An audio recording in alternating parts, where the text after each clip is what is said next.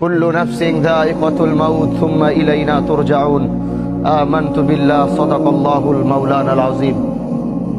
মানুষ তো এরকম রূপ ধারণ করেছে, জানাজার নামাজ যদি মনে করেন 10টায় দেওয়া হয়, আর সেখান থেকে যদি 5 মিনিট অতিক্রম হয় পিছন থেকে বারবার আওয়াজ আসে, আরে ভাই জানাজাটা কেন দেরি করতেছে, তাড়াতাড়ি পড়ান না। আমি তাদের উদ্দেশ্যে বলতে চাই, আপনার চারপাশে যারা এই বাক্যটি উচ্চারণ করে তাদের চেহারাগুলো একটু দেখে চিনে রাখুন। আল্লাহর কসম, যেদিন আপনি এখানে, আজকে হোক আর কালকে হোক, 6 মাস পর হোক আর 6 বছর পর হোক, এই একই জায়গায় আপনি এইভাবেই শুয়ে থাকবেন, না আপনার কথা বলার শক্তি থাকবে, না আপনার দাঁড়ানোর শক্তি থাকবে, না আপনার বলার শক্তি থাকবে। ঠিকই একই মানুষগুলো আপনাকে রেখেও তারা তাড়াহুড়া করবে। এইটাই হচ্ছে পৃথিবী, আর এটাই হচ্ছে দুনিয়া। এই সবচেয়ে বড় বাস্তবতা থেকে আমরা যতই পালাবো, আল্লাহ তো ঘোষণা করে দিছে, সুম্মা ইলাইনা তুরজাউন। কোথায় যাবা?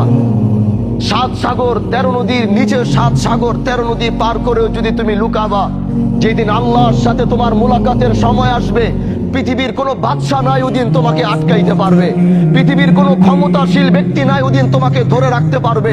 আল্লাহ যেদিন তোমার মৃত্যুর ঘন্টা বাজাবে, গোটা পৃথিবীও মিলে যদি আল্লাহর বিরোধিতায় লাগে যে না আল্লাহ তুমি চাইছো, আমরা তাকে যাইতে দিব না, গোটা পৃথিবী একাকার হয়ে যাবে, কিন্তু তাও তোমরা সেদিন তাকে বাঁচাতে পারবে না। আজকে আমার শহীদ ভাই, তার পৃথিবীর সবচেয়ে আপন হচ্ছে তার মা।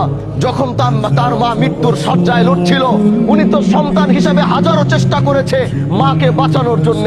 এরকম হাজারো শহীদ মাকে বাঁচানোর চেষ্টা করেছে।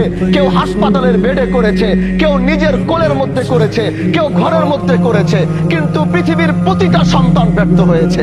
কারণ আল্লাহ বলেছে, কুল্লু নাফসিন যায়িকাতুল মাউত সুম্মা ইলাইনা তুরজাউন।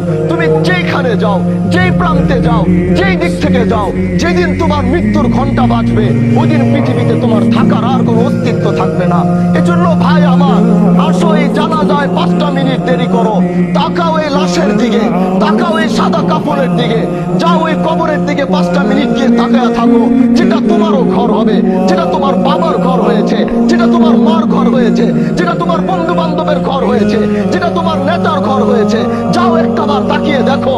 তুমিও প্রস্তুতি নাও যে এখানে তুমিও একদিন নামবে, কিন্তু নিজের পায়ে নয়, কেউ তোমাকে ধরে নামাবে। এটাই হচ্ছে পৃথিবীর সবচেয়ে বড় বাস্তবতা।